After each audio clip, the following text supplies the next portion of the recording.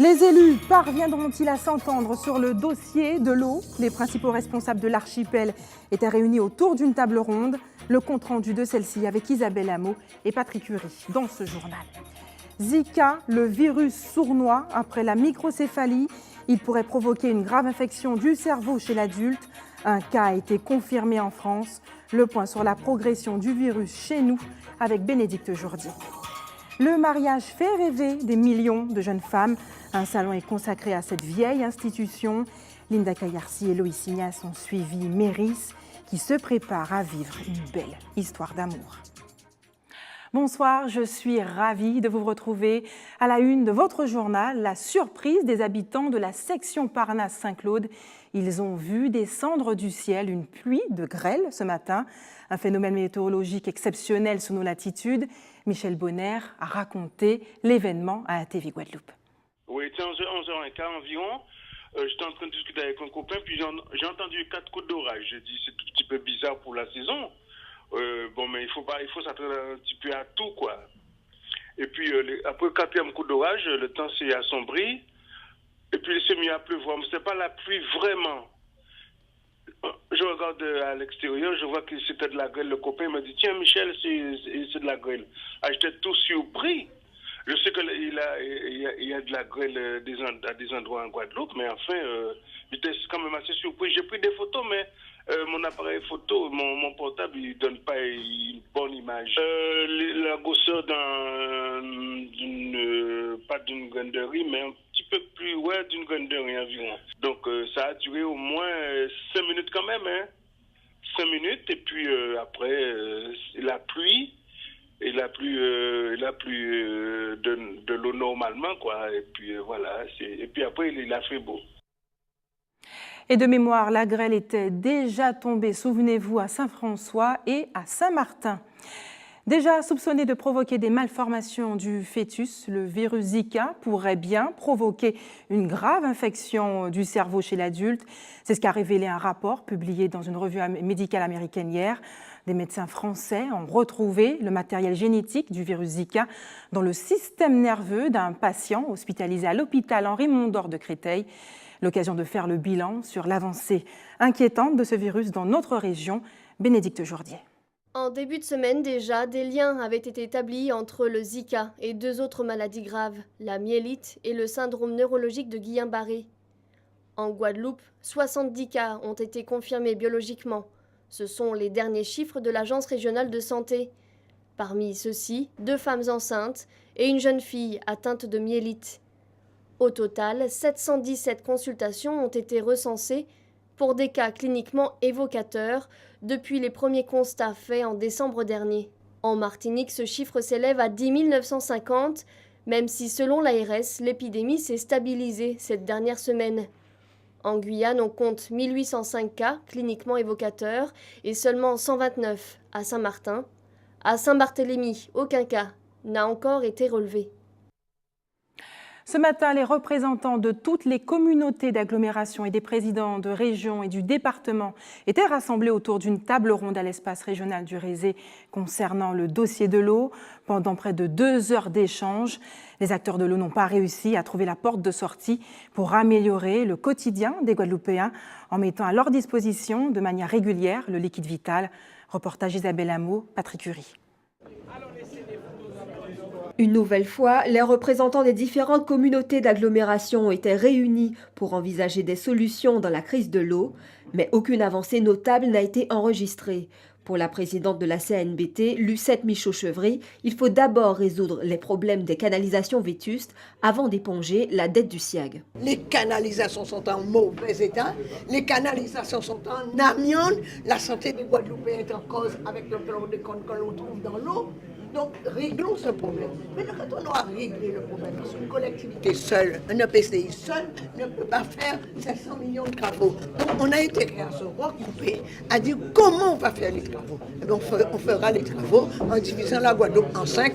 On aura 5 entreprises guadeloupéennes qui vont poser les canalisations, ça créera de l'emploi et de la richesse. Et pendant ce temps, on va mettre en place quelle structure pour gérer, comment gérer, qu'est-ce qu'on mettra comme PDG. Mais maintenant, quand j'entends le combat au CIVAD, c'est qui sera le PDG. Moi, ça ne m'intéresse pas. Quand on a vendu 100 mètres cubes d'eau à un Guadeloupéen et à son robinet à rue 50, quand vous vous rendez compte qu'il y a 11 années, où la canalisation souterraine des Saintes perd 40 000 litres d'eau.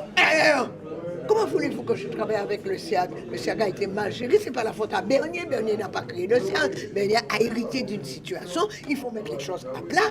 Je ne peux pas démarrer dans une structure nouvelle avec 61 millions officiels de déficit. Du côté du département, Josette Borel l'incertain considère, je cite, qu'il faut dépasser les égoïsmes territoriaux. Je crois qu'il faut dépasser les égoïsmes territoriaux et il faut apprendre à parler Guadeloupe. Alors le chemin est long, on a fait un certain nombre d'avancées parce que autour de la table on pourrait parler de syndicats mixtes plutôt que de syndicats uniques.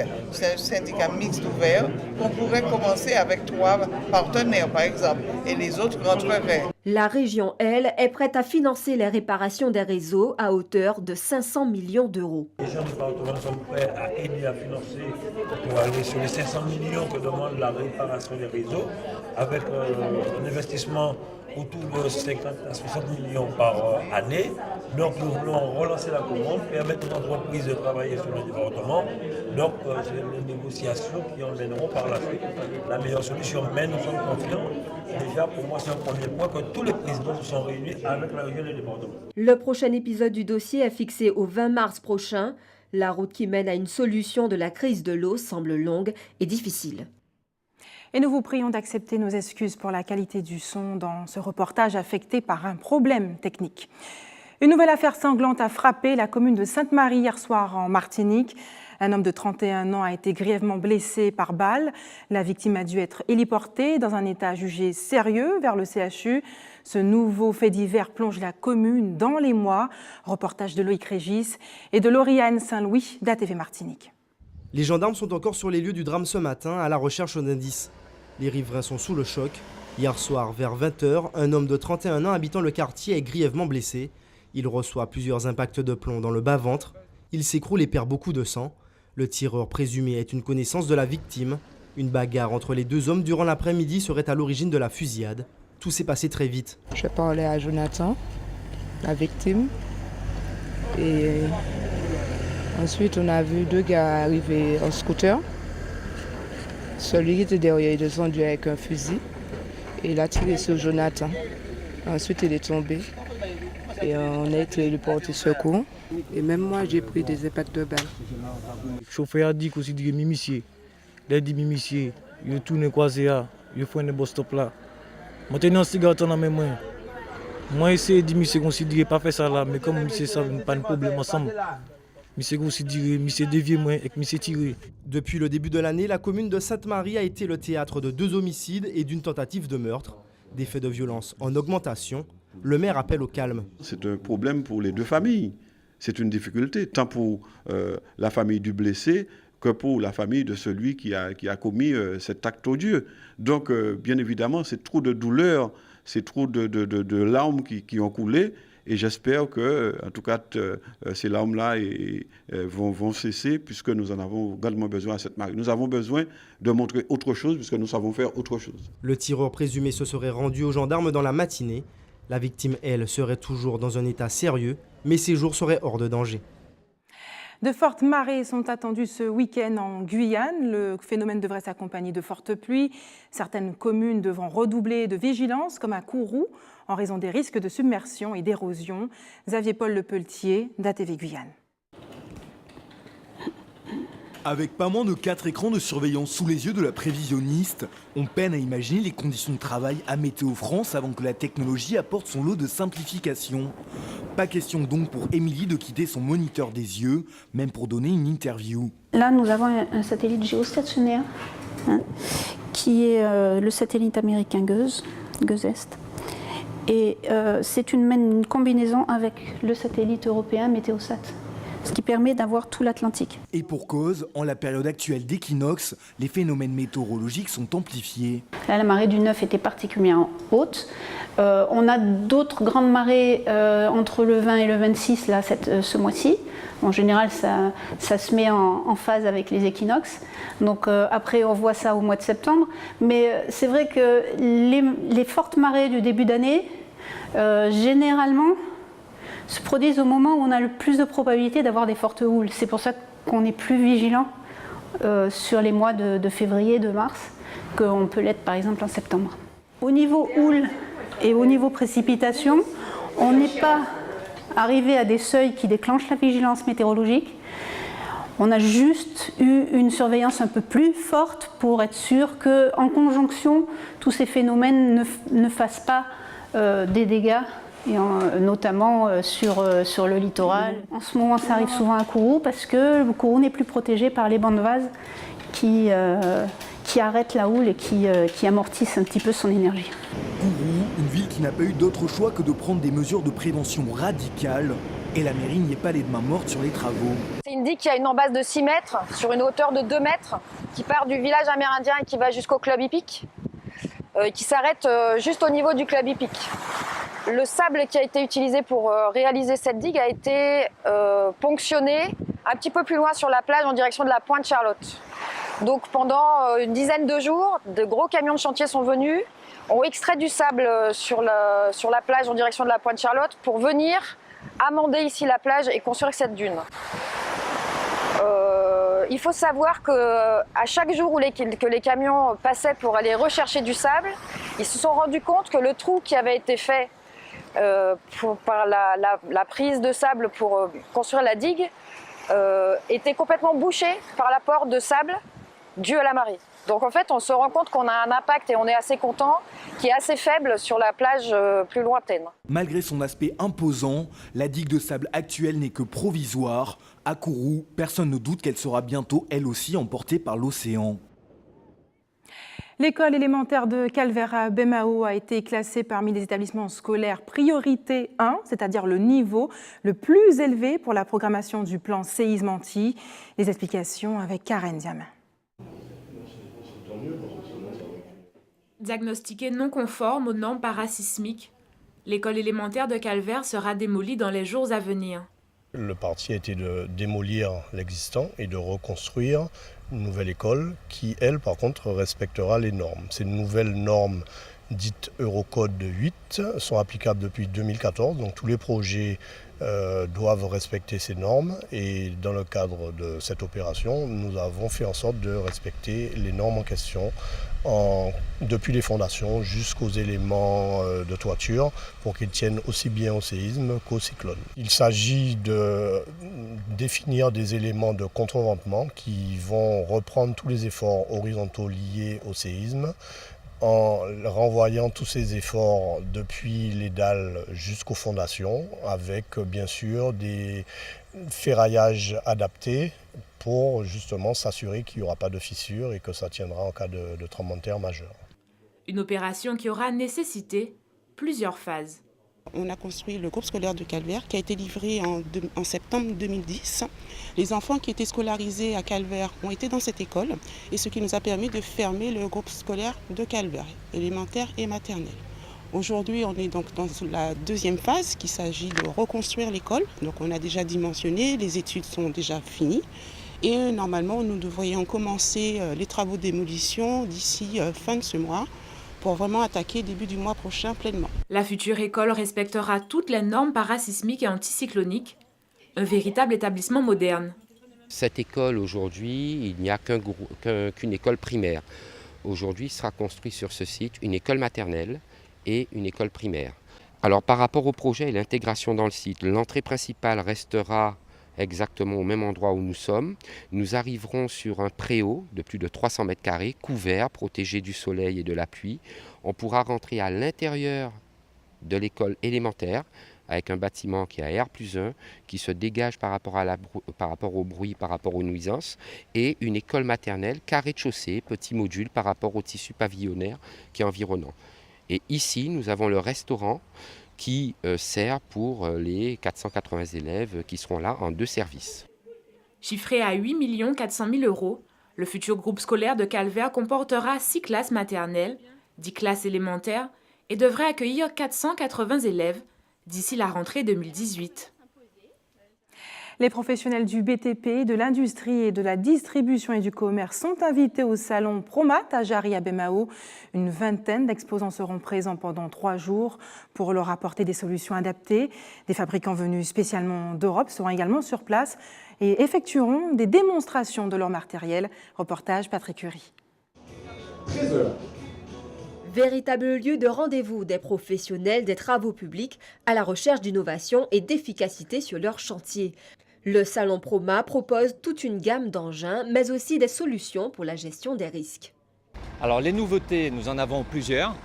Vous avez vu tout à l'heure la démonstration de la machine Mecalac qui est vraiment exceptionnelle. On a également toute la gamme Caterpillar qui est exposée chez nous. Nous avons juste derrière nous, vous pouvez voir une grue Palfinger sur un camion Scania en train d'agir. Et puis je dirais la grande nouveauté est au centre de ce salon.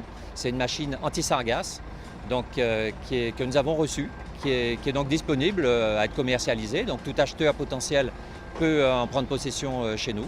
Voilà, c'est une machine qui est amphibie, qui va dans l'eau, qui ramasse les sargasses, qui les ramène à terre. Et voilà, c'est une petite machine pour un financement pas très élevé.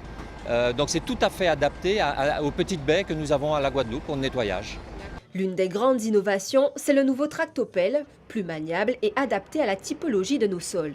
C'est la machine la plus compacte au monde, en rotation, en hauteur et au travail. Et c'est également, on va le voir, une machine très polyvalente. Donc c'est une machine qui est facile à utiliser, c'est une machine très compacte, très polyvalente, avec un chargeur, un rétro, une fourche, et après on peut envisager n'importe quel outil. C'est vraiment un produit super adapté à la Guadeloupe.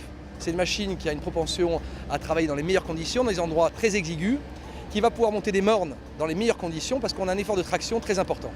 Alors pourquoi ? La particularité de cette marque, c'est une machine extrêmement bien équilibrée.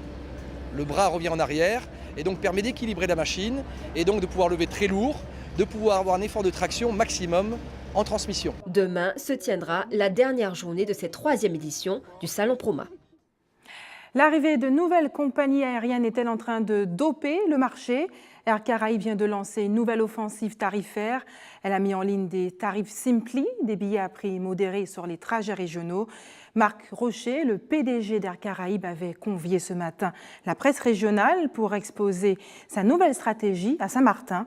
Nathalie Dinan et Moïse Dexter étaient sur place.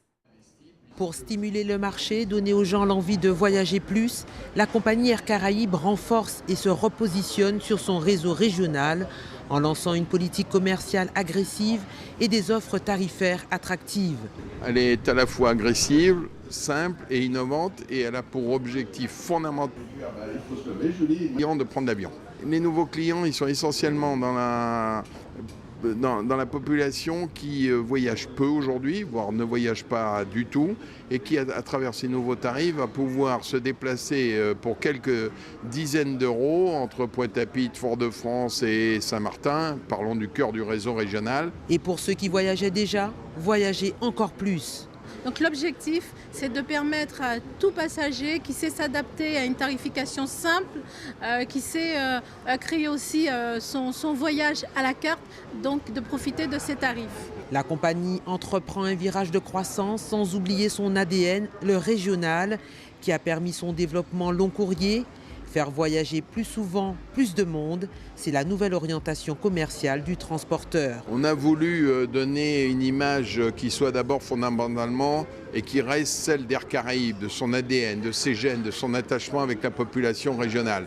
Air Caraïbes, c'est les Caraïbes françaises, soyons clairs, et ça fait partie fondamentalement de ce que nous avons au fond de nous-mêmes. À partir de 59 €, le voyageur pourra se rendre en Martinique, une offre déjà en ligne.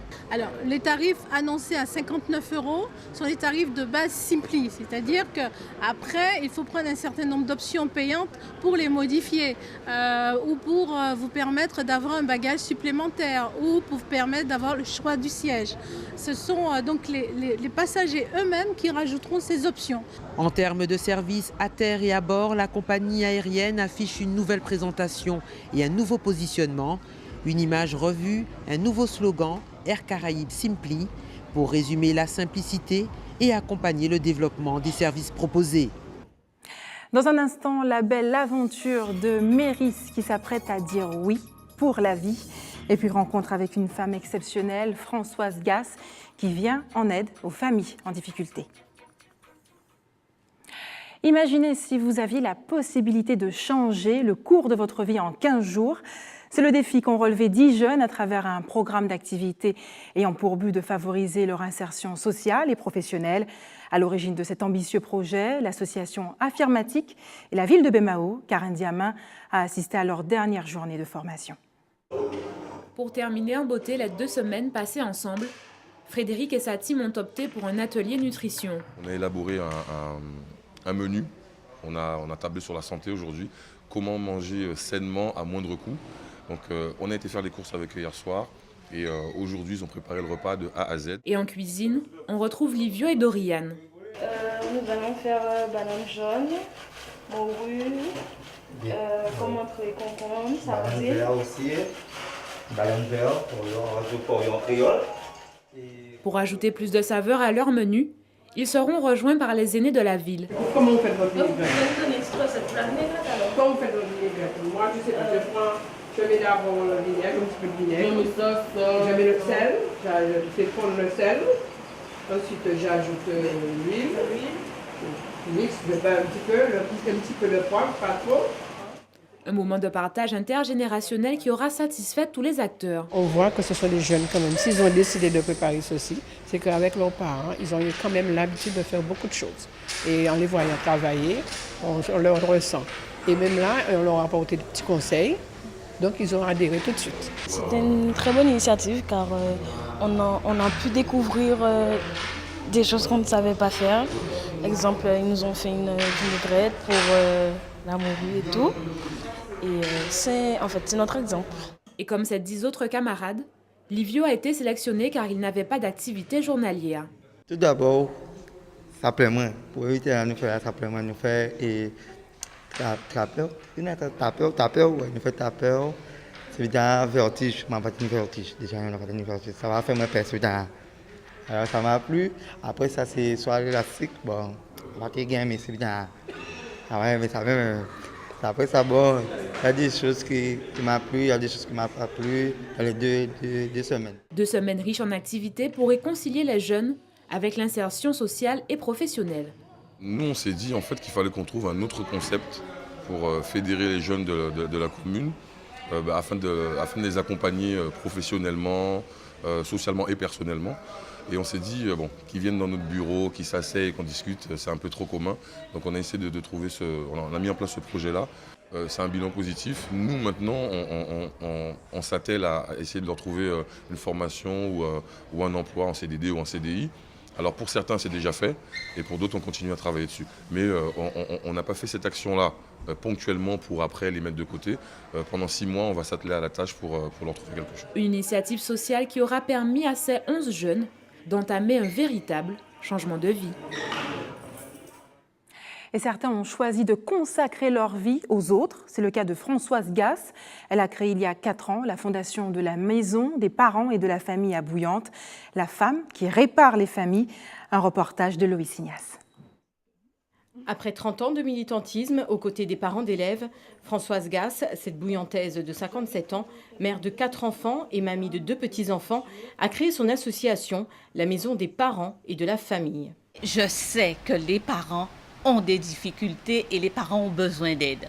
Je me suis dit, il faudrait impérativement mettre un lieu pour que les parents puissent se rencontrer et parler de leurs difficultés.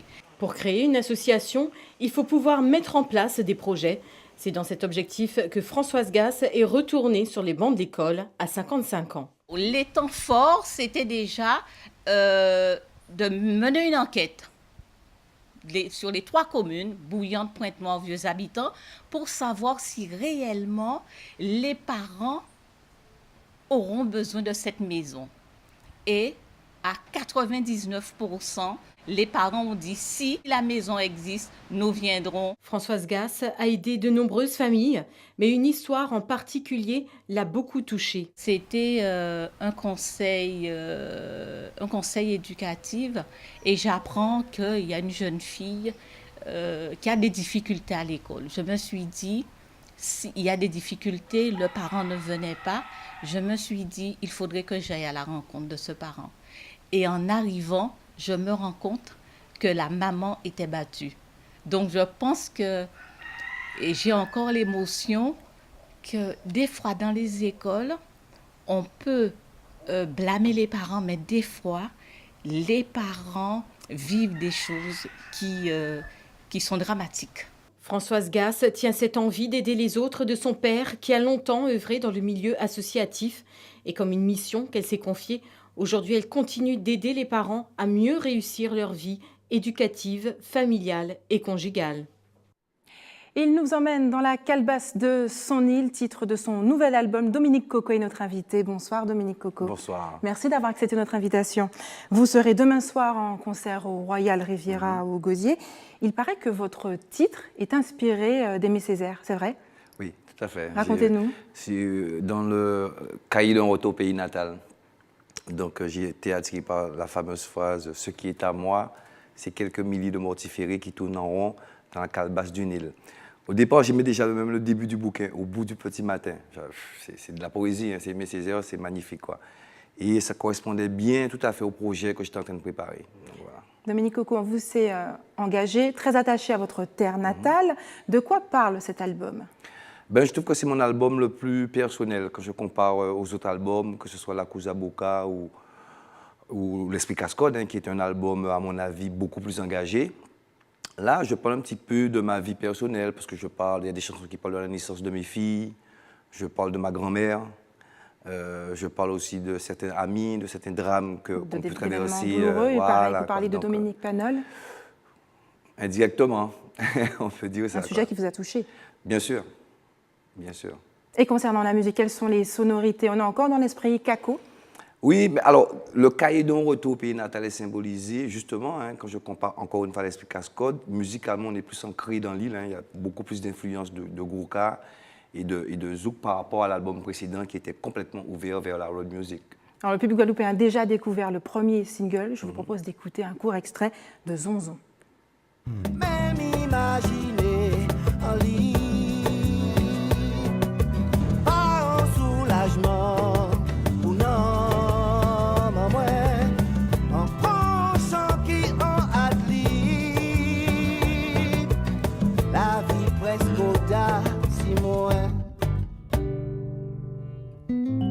Prescoda, la vie prescoda, si moi.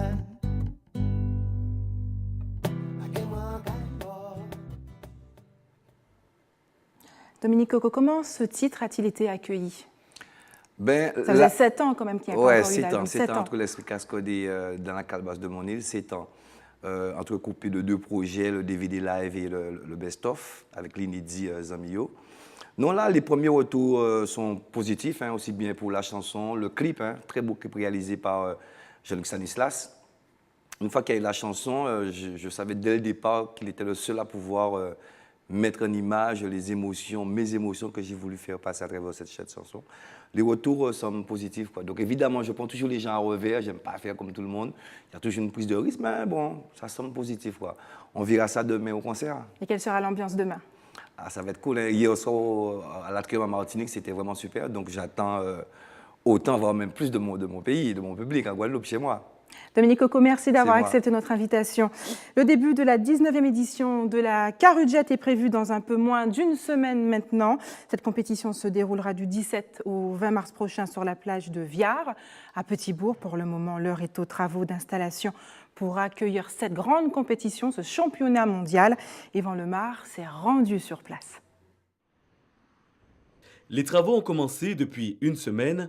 La plage de Viard a été nettoyée et des équipements ont été installés. Nous avons déjà installé les chapiteaux, le plancher commence à être installé, les algécos pour partie sont déjà posés, Et bien évidemment, le site a déjà été nettoyé des petites impuretés, des sargasses, de façon à pouvoir accueillir un sol relativement plan. Et bien évidemment, ensuite, on a toute la partie électrification, câblage, de façon à ce que les exposants alimentaires, entre autres, puissent faire leurs installations et leur équipement sur le site. Une fois cette phase d'installation terminée, les aménagements et les décorations des stands seront faits.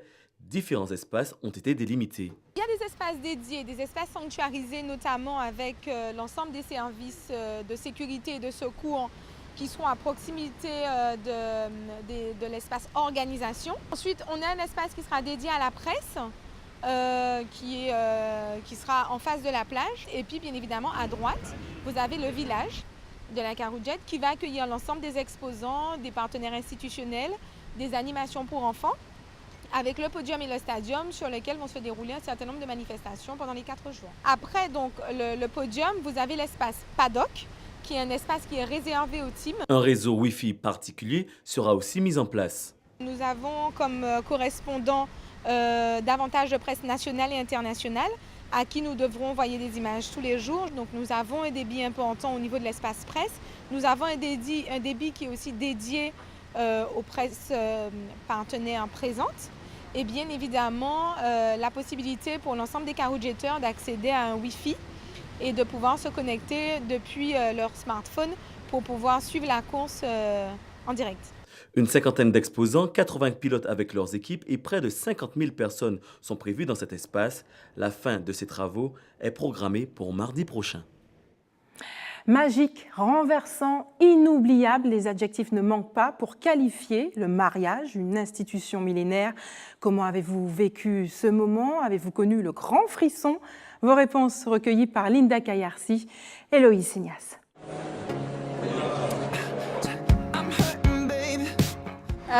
Wow, beaucoup de choses. Alors j'étais surprise, mais j'attendais ça depuis longtemps en même temps. Donc comme un soulagement, en même temps de la joie, en même temps, voilà. Un des plus beaux jours de ma vie. Voilà. Je me suis mise à pleurer. Ça m'a tellement surprise. Voilà. Que ça faisait plusieurs années.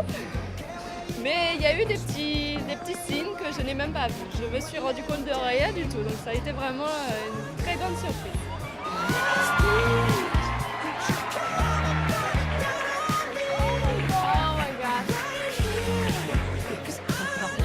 Alors j'étais très émue, j'ai eu beaucoup d'émotions étant donné que mon fiancé il se relâche pas, en fait, il ne dit pas trop ses émotions et j'étais surprise par sa part en fait, très surprise et très émue surtout, beaucoup d'émotions. Et ça va faire bientôt 15 ans, donc voilà. C'est un très beau moment puisque bon, quand on vous demande en mariage, surtout par l'homme que vous aimez, voilà.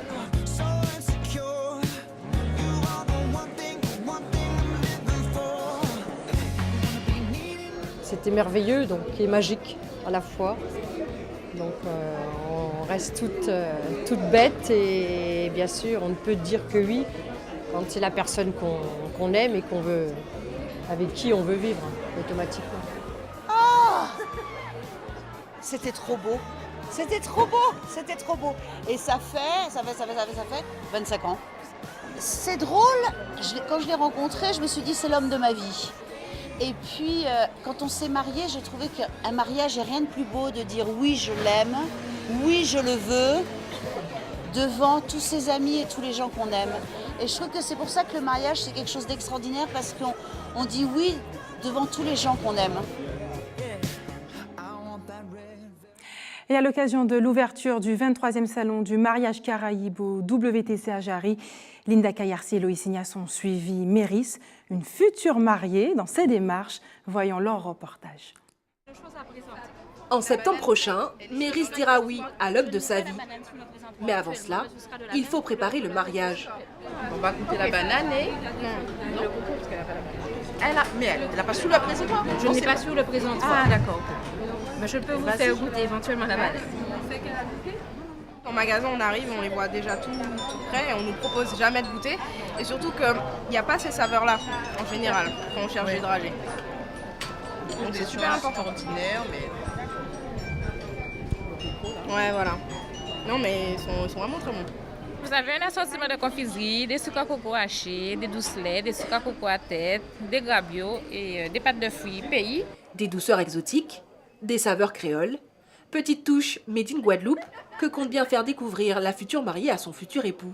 Mon fiancé est de la métropole, alors il y a la famille à lui qui va venir ici pour le mariage, et ça ils connaissent pas. Donc c'est ça aussi, c'est pour ça aussi qu'on cherche des trucs fait Guadeloupe. Comme ça ils arrivent, ils goûtent des choses qu'ils n'ont jamais goûtées avant et c'est super intéressant. Et puis c'est une manière de valoriser voilà, notre le patrimoine. Voilà. Et avant de repartir, quelques photos à envoyer aux futurs mariés. Pour garder en mémoire les choses qu'on a trouvées intéressantes, parce qu'effectivement le fiancé aime beaucoup les biscuits, justement de ce genre, on va lui montrer, donc si ça l'intéresse, il va se rapprocher de la société. Prochaine étape, le stand d'un loueur de rêves, un spécialiste de l'événementiel, pour épater et divertir les convives de Méris. Alors, donc ce qu'on va vous proposer, ça va être la fontaine à chocolat éventuellement, mais on fait également soit de la location de matériel, donc on vous propose tout ce qui est sur le salon, donc des machines à popcorn sur roulette, des machines à barbe à papa, des fontaines à chocolat, des machines à snow cone. Voilà. Je trouve ça vraiment sympa parce que c'est des choses en général quand tu vois à la télé et voilà, là tu peux l'avoir à ton mariage et je trouve ça super. Qu'est-ce qui te plaît le plus là?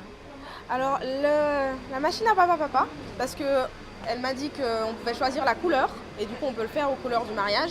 Et la fontaine au chocolat aussi, forcément. Dernière étape, le fleuriste. Ici, l'originalité des bouquets fait littéralement fondre la mariée. On le refait aussi en naturel. Donc le bouquet peut se présenter comme ça. Le bouquet peut se présenter comme ça. La mariée, elle porte son bouquet comme ceci. Voilà. J'aime bien l'idée bouquet sac à main. Ça fait, je trouve ça super moderne. En quelques heures, Méris aura trouvé son bonheur auprès de ses professionnels du mariage. Un bon début avant le jour J. Eux écrivent leurs histoires sur des planches de bande dessinée. Il s'agit de jeunes auteurs guyanais. Ils retracent le parcours de 3 enfants de différentes origines qui partent à la découverte de la forêt amazonienne. Rencontre avec l'un de ces auteurs, avec Maxime de la Houplière d'ATV Guyane. Les jeunes aventuriers, c'est l'histoire de 2 enfants perdus dans la forêt guyanaise. Une situation peu rassurante au premier abord, mais qui va rapidement prendre une tournure positive grâce à leur rencontre avec Domingo, un petit Amérindien. Pour les aider à s'en sortir, celui-ci va leur apprendre à apprivoiser la forêt. L'idée première du livre, elle était de montrer effectivement que la forêt n'était pas qu'un lieu d'angoisse, etc. Donc voilà, ça c'est l'idée du livre et on essaye au maximum que les enfants s'amusent dans cet univers qu'on nous présente souvent via la métropole notamment, comme l'enfer vert en fait. Malgré tout, pour construire une histoire, il faut quand même mettre quelques petites tensions dramatiques pour nourrir le récit. Donc le début est assez perturbant pour les enfants, puisqu'il nous fallait une raison pour laquelle ils soient perdus dans la forêt, puisque c'est un lieu où ils ne vont pas naturellement. Donc voilà, il y a un petit peu de tension au début, et après la rencontre avec le petit Amérindien, Domingo, fait qu'ils vont progressivement se sentir beaucoup plus à l'aise dans ce milieu-là. Même s'ils ne sont plus très jeunes, les 3 auteurs, Joub, Olivier Copin et Nicobi, n'en sont pas moins aventuriers. Ils ont tout fait pour produire une BD 100% guyanaise, et pour cela, il a fallu convaincre une maison d'édition locale. Au début, j'ai un peu peur, parce que c'est nouvelle pour moi aussi. Pour l'instant, je fais que les petits des éditions pour les jeunesses, vraiment pour les tout petits, même jusqu'à 9 ans, c'est des petites histoires. Mais là, un BD, c'est autre chose. Il y a les relectures, il y a les dessins, il y a même l'impression, c'est nouvelle pour nous. Et je prends ça comme l'aventure, comme le titre. Les Jeunes Aventuriers a été édité à 5000 exemplaires. Elle est disponible depuis la semaine dernière dans les librairies guyanaises. Plusieurs tomes devraient voir le jour, mais en attendant, le premier opus sera présenté dans les prochains jours au Salon du Livre à Paris. Quelques informations pratiques maintenant. La ville du Marigot à Saint-Martin sera touchée par des coupures d'eau dimanche, toute la journée avec un retour à la normale prévu dans l'après-midi. Et puis les Guadeloupéens sont invités à participer à une opération de simulation au risque de tsunami. Chacun peut s'inscrire sur le site internet dont l'adresse internet s'affiche sur votre écran. C'est la fin de notre édition locale et régionale, mais tout de suite, question directe présentée par Eddy Planté.